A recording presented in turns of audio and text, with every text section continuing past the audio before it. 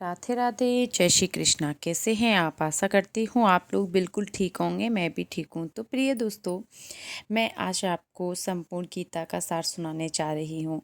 तो आप प्लीज़ पूरा सुने, बिल्कुल स्किप ना करें। तो आप लोग इसमें पढ़ सकते हैं। कनागतों में पढ़ना बहुत ज़रूरी होता है। अगर नहीं पढ़ पाते हैं आप तो मैं वीडियो रोज़ बनाते हैं, आप सुन सकते हैं। तो चलिए दोस्तों, मैंने श्रीमद् भगवत गीता तब तक नहीं पढ़ी थी जब तक मुझे ज्ञान नहीं हुआ था कि हम आत्माएं हैं और ये ज़िंदगी हम आत्माओं के लिए नहीं, एक इम्तिहान है। अपने अंदर से अपने सवरे अच्छे रूप को बाहर निकालने और इसे इतिहास को पास करने की अहम किताब है। भगवत गीता के 18 अध्याय हैं और यह संस्कृत में परमात्मा द्वारा दी गई थी।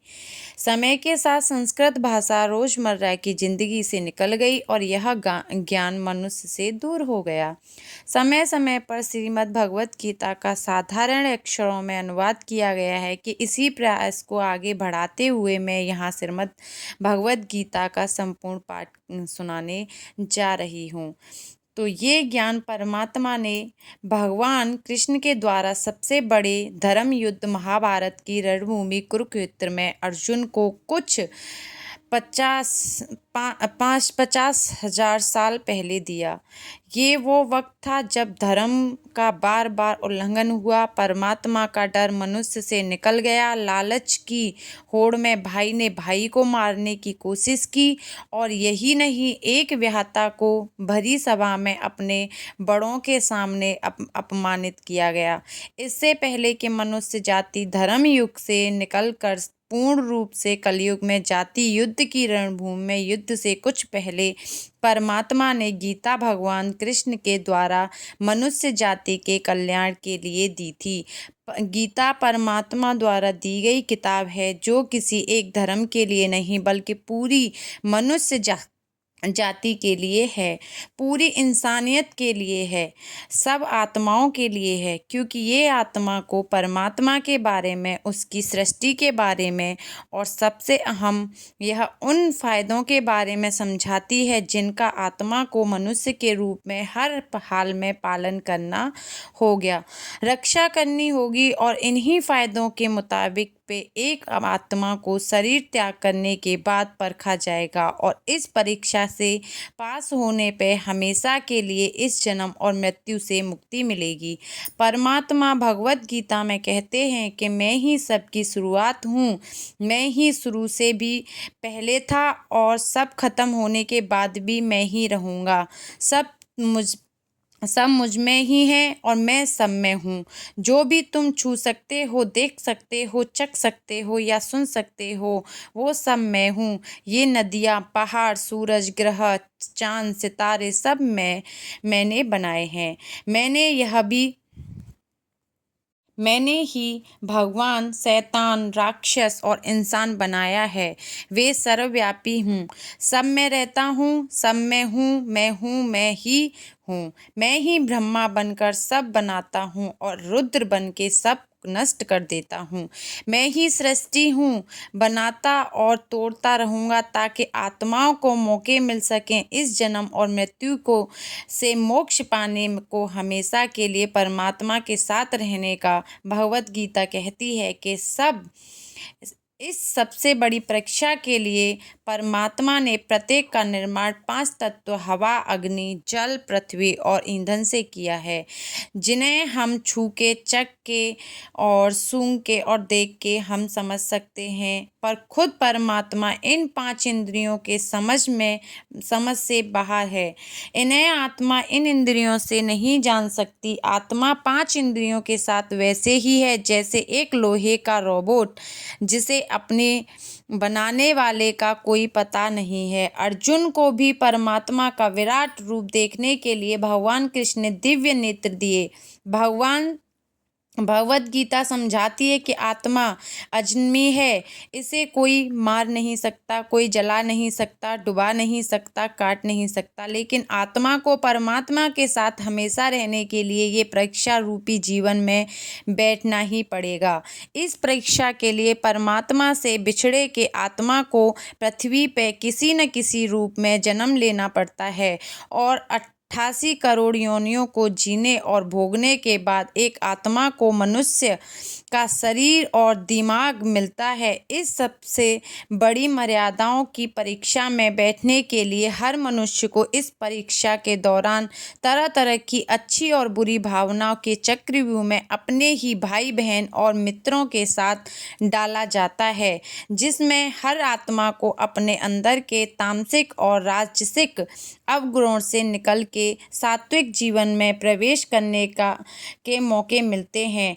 हमारे तामसिक गुण वो हैं जो हमारे अंदर हीन भावना पैदा करके हमें खुद को उदास और नुकसान पहुंचाते हैं, और हमारे राजसिक गुण वो हैं जो ईर्ष्यालु और लोभी बन के दूसरों के प्रति नुकसान पहुंचा सकते हैं। इस परीक्षा के दौरान हर आत्मा को तामसिक और राजसिक गुणों को खत्म करके अपने सात्विक गुणों से परिचित होना पड़ेगा। सात्विक गुण वो हैं जो आत्मा को अपने आसपास ही हर चीज़ से जोड़े और उन्हें प्यार करना सिखाते हैं। परीक्षा के दौरान हर आत्मा को जीवन के 4 स्तंभ धर्म, अर्थ, काम, मोक्ष का ज्ञान पाके ही मुक्ति मिलती है। यही वह द्वार है जिन्हें समझकर ही आत्मा परमात्मा को समझ सकती है। पहला है द्वार धर्म का है और शेर इसका प्रतीक है। धर्म वही है जो गीता में लिखा हुआ है, धर्म वही जो धारण किया हुआ है, जिसे आपका दिल मानता है, जैसे झूठ नहीं बोलना, चोरी न करना, भगवान का निरादर नहीं करना, दूसरों को नुकसान नहीं देना, यही सब धर्म है। और हर आत्मा को अपने जीवन काल में हर समय धर्म का पालन करना होगा और उसकी रक्षा करनी होगी। दूसरा अर्थ का है और घोड़ा इसका प्रतीक है। हर आत्मा अपने हर जीवन काल में अपने पृथ्वी पर होने का अर्थ का मूल का कारण समझेगी। इस जिंदगी में भोगने वाली चीज़ें और रिश्तों का आनंद लेगी। अच्छा बेटा और अच्छी बेटी, अच्छा भाई या अच्छी बहन, अच्छा पति या अच्छी पत्नी बनके हर दुनिया या रिश्ते पर खरी उतरेगी और इस परीक्षा को पास करेगी। तीसरा द्वार काम का है। भगवत गीता समझती है कि हर मनुष्य के अंदर काम, क्रोध, लोभ, मोह, अहंकार और ईर्ष्या जैसी 6 भावनाएं हमें अपने और दूसरे के प्रति नुकसान पहुंचा सकती हैं। इन भावनाओं को हर मनुष्य को हमेशा अपने नियंत्रण में रखना होगा, क्योंकि इसके बहाव में किया हुआ कोई भी काम हमारे जीवन भर की परेशानी का कारण बन सकता है और एक आत्मा असंतोष और सादगी से इन भावनाओं पर हमेशा के लिए विजय पा सकती है। चौथा स्तंभ मोक्ष का है और हाथी इसका प्रतीक है। इस परीक्षा रूपी जीवन में हर मनुष्य हर समय कुछ इच्छाएं रखता है। कुछ इच्छाएं एक ही जन्म काल में पूरी हो जाती हैं और कुछ अधूरी रह जाती हैं, और उनके पूरा होने के लिए आत्मा को वापस पृथ्वी पर आना पड़ता है। भगवत गीता समझाती है कि हमारी इच्छाएं ही मूल कारण है हमारे पृथ्वी पर वापस आने का, और अगर हम कोई भी इच्छा न रखें तो हम इस जीवन और मृत्यु से मुक्त हो सकते हैं। ये द्वार माफ़ी का भी है। जिन्होंने आपके साथ बुरा किया उनको माफ़ करके और जिनसे आपने बुरा किया उनसे माफ़ी मांग के मुक्ति पा जा सकती है। जब तक आत्मा इन चारों दरबारों में धर्म, अर्थ और काम, मोक्ष को समझ नहीं लेती, तब तक इस आत्मा को बार बार मनुष्य के रूप में आना ही पड़ेगा। परीक्षा का समय खत्म होते ही आत्मा शरीर और अन्य सब वस्तुओं को त्याग कर सकती है और जो भी संसार में रहकर बनाया वो अब भी और होगा, और आत्मा अपने कर्मों के फैसले के लिए चली जाती है। आत्मा के अच्छे बुरे कर्मों का हिसाब होता है। अपने अच्छे कर्म के लिए आत्मा कुछ वक्त के लिए स्वर्ग और दुष्कर्मों के लिए नरक चली जाती है। नरक में आत्मा को अपने पापों के अनुकूल सजाएं मिलती हैं और सजा खत्म होने के बाद आत्मा को फिर से एक नया शरीर और नया दिमाग मिलता है। इस परीक्षा में फिर बैठने के लिए हर परीक्षा में वही सब किया दोहराया जाएगा। जिंदगी के 4 स्तंभ धर्म, अर्थ, काम और मोक्ष को समझने के लिए हर जन्म में अपने कई जन्मों के कर्मों के हिसाब से हर आत्मा को कभी अच्छे तो कभी बुरे हालातों से जाना पड़ता है। लेकिन जब तक आत्मा परमात्मा के साथ योग को नहीं समझ लेती तब तक वह मुक्ति नहीं पा सकती। भगवत गीता समझाती है कि मनुष्य अपने शरीर, दिमाग या दिल से भगवान को पा सकता है। शरीर द्वारा किए कर्मों के माध्यम से परमात्मा को पाने का कर्म योग कहते हैं। ऐसे कर्म जो परमात्मा की इच्छा से हों और दूसरे के कल्याण के लिए हो। वाल्मीकि रामायण लिखे के श्रवण ने अपने माता पिता को सेवा और उन्हें 4 धाम की यात्रा कराकर अपने कर्मों द्वारा परमात्मा को पाया। श्रीमद् भगवत गीता समझाती है कि एक आत्मा दिमाग से भी परमात्मा के साथ योग लगा सकती है। इसे रोज योग कहते हैं क्योंकि दिमाग या मस्तिष्क सब इंद्रियों का राजा है। एक मनुष्य अपनी आस्था, श्वास प्रणाली, अभ्यास, साधना और तपस्या से परमात्मा को इस योग के रास्ते पा लेता है।